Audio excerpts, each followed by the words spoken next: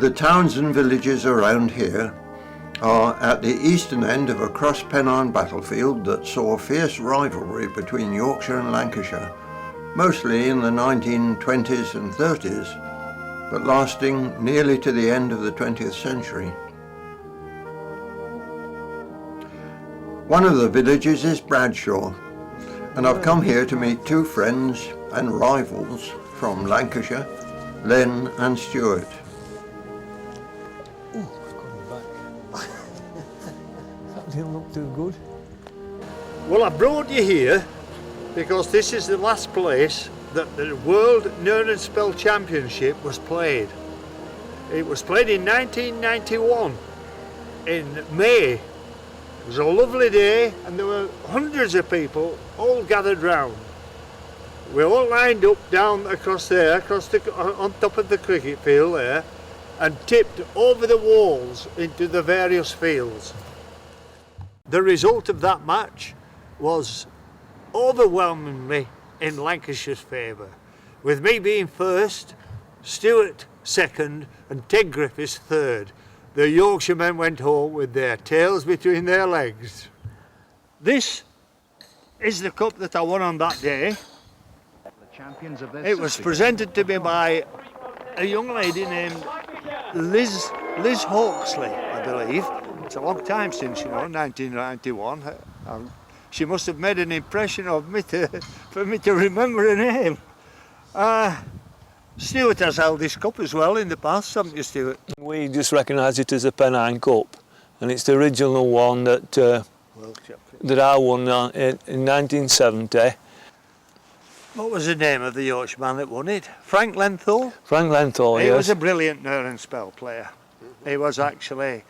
He'd held the cup for about 14 years before he brought it up here, and then we played for it again. And now I've surpassed him. Having held it, it is now 2013, and so therefore I've surpassed Frank Lenthorpe's. Yeah. Well, it was the only one that won it playing off a spell. Yeah. Everyone else played off a pin.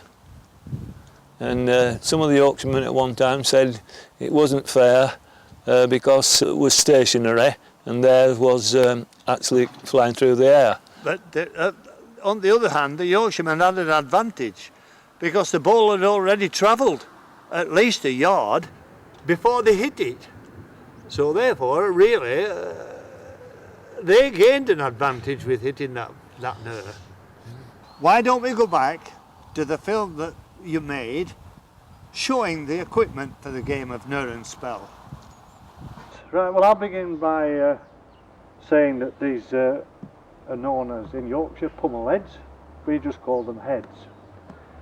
The way that they're made, I don't know whether the camera will be able to pick out the different types of wood, but the face of the wood, which maybe you can see from there, started off originally that thickness. It is put in a press. Stuart can tell you about the pressing of the wood. And that goes in a steel box where it's held tight, and then it's placed in between two steel blocks underneath and over the top. And the normal thing is to have 8 bolts around compressing the two plates, and you compress the bolts alternately from corner to corner and across the centre, etc. And you press them as much as ever you can. Down to what thickness, Stuart? Well, normally gets to about 5/8 or something like that. That's about what that is, isn't it? That's the face as it is. This is just cold? There's no heat That's absolutely applied to it? cold, no heat at all. Really? Actually need a long spanner, and I used to put an extension pipe, a piece of gas pipe on the end to make it easier. Yeah. And you just keep pressing as much as ever you can. They tell me, the older people that were good at making heads, said you can't press them too much. Oh. So after that, when you got to the limit that you can press them down, then you heat them up for different... then you use a bit of heat, don't you? Heat it up then to harden the face, and that's more or less trial and error kind of thing. Heat one up for perhaps half an hour, and then make it up. Then you go out and try it. If you think it's what they call a kind head, if it's a soft face, then you try a bit more heat, try that one. Once it's compressed down, you get some beech wood, usually beech wood, for the backing. They're stuck together and then they're shaped into this shape. A hole is drilled and a peg is put into the head.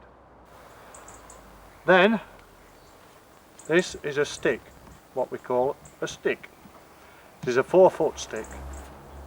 Once the heads are made, they're attached to the stick. They're chamfered, yes, they're chamfered. Your stick's chamfered, and they put some tar substance on, which is very sticky and set. You heat it up, and put the head to the stick. Wait until it sets. Then you get some tape, like Stuart has, and wrap it firmly round. What are the sticks made of, Stuart? I forgot to mention. Well, mostly made out of hickory.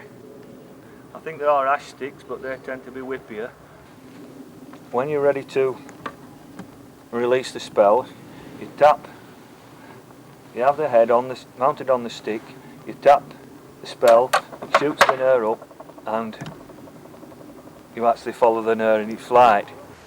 A Knurr is a ceramic or pot ball weighing exactly half an ounce. In your last film you put in a section of Ted Griffiths. He was a bit of a character, you know. You had to take everything he said with a pinch of salt. But he was good at heart and he knew the game inside out. Well, it gets very devious. It is.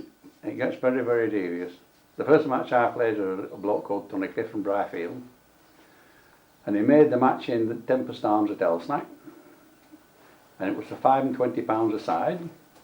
But somebody must have whispered in his ear. Because on the day of the match, he turned up. But he didn't bring the other £23 with him. And he just said, "You're taking me for a tata, that lad's one of the stars." And the match was held at Tempest Arms, 1954, for a stake of £2. And then they went down to the pub. And the winner always has to buy the first round of drinks. And they won £2, and the first round of drinks cost them £34.15 an odd. And that was the start of Knurr spell again in 1954. I went out training with a lot of old age pensioners. And I put the Knurrs into the old age pensioners' slings, and they struck at the Knurrs. In my sling, I put them off ball. And 3 fields away was the opposition with the opera glasses. And through opera glasses, they appeared to be white, round, just like a Knurr. So right, we left all these marks there, these pegs in, went down to the pub, the Tempest Arms. The farmer came down about 3 quarters of an hour later. He says, "They've measured all your marks." Yeah, well, that's it. Well, I at that time was knocking 250 yards of carry quite easy. And they was measuring 170 yards. So what happened then, we got a great influx the following Friday from these people from Barnsley and Elland and Greetland and Halifax wanting to put money on their man, because their man was knocking 200 yards. They left money with us, and it finished up like that. The first Knurr that I hit was the only Knurr I had hit. And that was the end of it. And Elland and Greetland and Barkisland and all the places around there, they was devoid of finances for some considerable time. So we just drew them like a dentist taking a tooth. And that's what I say, quite smart. I never lost a match in 12 years, a challenge match in 12 years, but I never won an handicap. But my backers did. We used to play as a partnership when we went in these World Championships, it's Stuart and I, and we'd practice from up to 4 months before the event. On the fortnight before the event, we'd be out every night practicing together. Yeah, up to then it'd be at least. That's why we always won it between us. 2 or 3 times a week. Well, we're just trying to revive it now, and I think one of the reasons why it's been revived in a way is the lads from Yorkshire. They're not satisfied that this cup's remaining in Lancashire. They want to revive it. They don't want it to reside in in Lancashire, and so their ambition is to take it back, which is only the way it should be. Right, and are they reviving it in Yorkshire as well, or are there Yorkshiremen here today? Oh yes, the Yorkshiremen are here today. Are they? Might have a long way to go yet before they reach our standard. Are they? The rules of the game are wood heads, pot knurrs. You can arrange a match for lengths of stick. That is an important thing. If I'm playing a fella off a shorter stick, I'm going to knock it further than him because I've got an advantage of perhaps security. The World Championships are usually 4-foot sticks, which this is a 4-foot stick. Or you can arrange matches for come as you like, which means you can bring any length of stick. To you. You know? Okay. It's all a lot is in the managers who arrange matches. All right. You don't need to comb your hair. The most important bit is you've got to look smart. Oh, is that? Oh, I see. Strictly in front of the camera.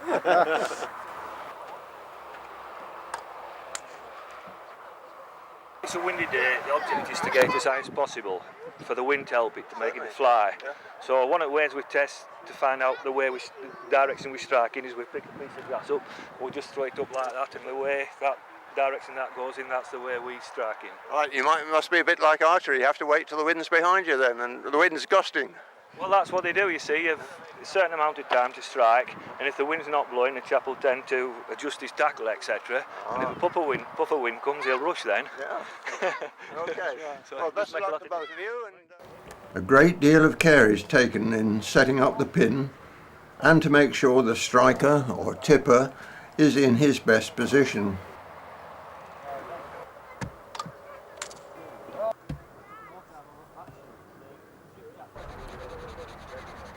Preparation of the face of the head is considered vital.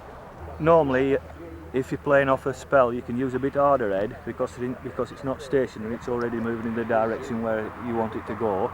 So therefore you can use the harder face, which sends the knurr a bit farther. But normally when it's stationary, especially if it's a windy day, you need something that's a bit softer that the knurr bites into so you can get it up in the air. I'm with you. But as you can see, them are these are quite soft. The reason why we use soft heads for practicing is because they don't smash up. You get a harder head, it can split right through the back and break, and you can break it in one strike. Len is using a marble to set up the pin, but in competition both players will use the same knurr. All being ready, the match can proceed. The lookers are deployed. They will watch out for where the knurr lands, or search for it if they don't spot it coming down. In the old days, each player had his own team for this. That's it, we ain't any. If it can spread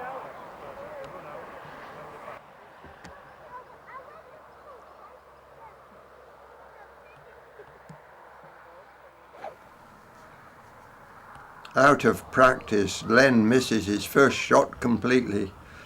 But when Stuart, who today seems in better form, has his turn, Len's sharp eyes follow the path of the knurr.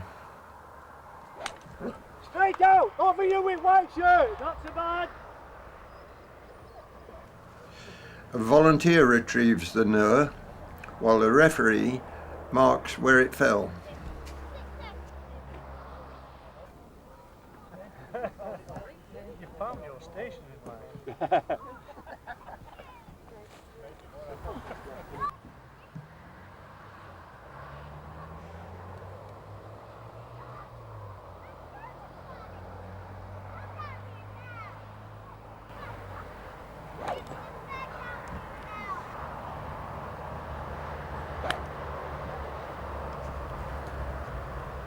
You'll have to do better, Len.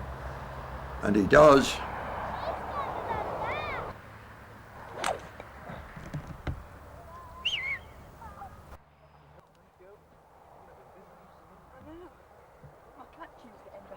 Is your catching getting better? After 10 strikes each. Right, gentlemen, so what's the result of that? Well, the result is I'd like to congratulate Stuart. Neither of us were at our best today. Stuart would win me about 3 yards. 8 score 15. and I'd be about 3 yards behind him. He'd score 12. Well done, Stuart. Very good. Thank you very much, thank you. And we're staying with scores and yards and not going metric. That's right. That's Okay. right, yeah. Now there's some gentlemen here from Yorkshire. This is Robin. Yes, Robin Longbottom. And what do you think after today? Well, we'll have a good go. We've one or two have hit at least halfway up that field today. So we've had people strike marbles. We've been playing with marbles, and we've had them knocked 170 yards. So we might even be able to do a bit better with a Knurr if we can get on them. And what do you say to that then, gentlemen? Well, if they can knock that far with Knurr, but with marbles, they were too good for us. Oh, right. So, a year or two later, a challenge match was set up at Lancashire Bridge near Colne in Lancashire. Setting up a spell is even more elaborate than a pin. No, you're the invited one. I wouldn't worry about that. As usual. Register strike. It looks like one of those things that you used to have in football.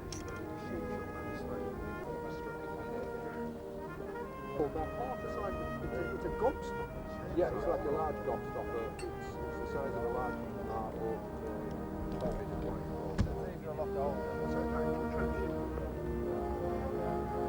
Springs the ball into the air. It'll throw the ball to a height of maybe about 5 foot. It's depending on the style of the play. The spell is functioning well as the Knurr falls to the same spot if it's not struck.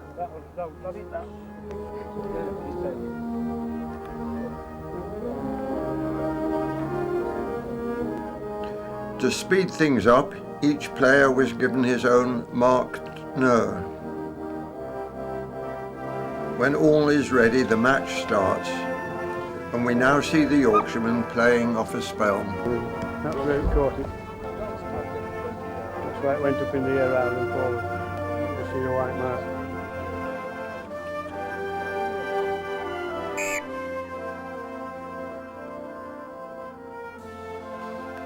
And in fact, this was the last match ever played, as far as we know, between Yorkshire and Lancashire. Recently on the television, there's been some attempts at revival of the game, but I've seen them, and they don't know how to play the game. They don't know how it is. If they'd like to come and challenge me for the cup, they're welcome.